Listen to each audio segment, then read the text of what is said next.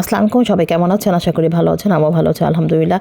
এবার শীতে হাঁস তো অবশ্যই সবাই খাবেন, এবং এভাবে যদি একবার হাঁসের মাংস রান্না করে দেখেন, হাঁসের মানে আপনাদের হাত চেটে চেটে খেতে হবে এমন একটা অবস্থা।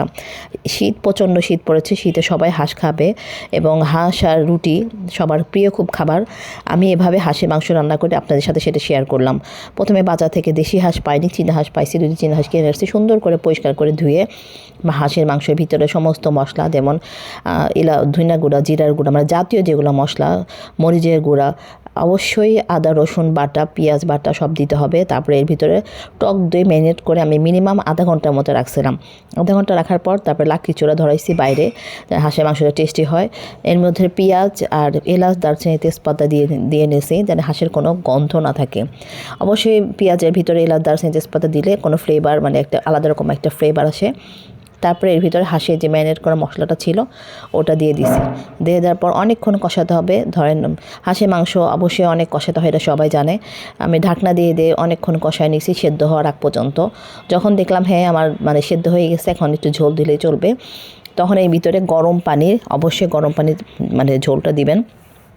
গরম পানি ঝোল দিয়েছি, এবং ঝোল দেওয়ার আগে আমি কিছু রসুন দিয়ে নিয়েছিলাম, 4-5টা রসুন দিয়ে দিয়েছি। আমার খুব রসুন পছন্দ, আপনারা এইভাবে রসুন দিয়ে কষায় নেবেন। এবং যদি পারেন লাকড়ি চুলায় রান্না করবেন। হাঁসের মাংস লাকড়ি চুলা বেশি টেস্টি লাগে, বেশি মজা হয় আর কি। তারপরে হচ্ছে এটা নামানো, যখন আমার ঝোলটা যখন একদম শুকায় গেছে, মাখা হয়ে গেছে, তারপরে আমি নামানোর আগে পেঁয়াজ রসুন ভেজে, মানে ভাজনা ভেজে দিছি বেরেস্তার মতো করে, আর একটু জিরার গুঁড়া দিয়ে দিছি। হাঁসের কালারটা এত সুন্দর হয়েছে, এত মানে খেতে মজা লাগছে, কী যে আর বলবো।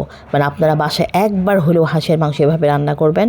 তারপরে আমি এটা রান্না করে নামাই ফেলছি, নামাই ফেলে চালের গুঁড়া রুটি বানাইছি, বানায় গরম গরম খাচ্ছিলাম, এত টেস্টি, এত মজা। দেখেন রসুনটা একদম হাতের ভিতর দিলে গলে গেছে।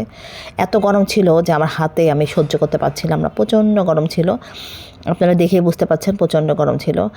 আর এত ঝোলটা এত মজা হয়েছে, এত ঝাল হয়েছিল, খুবই ঝাল হয়েছিল, খুবই টেস্টি হয়েছিল। আমি একসাথে 4-5টা চালের গুঁড়ো রুটি খেয়ে ফেলছি।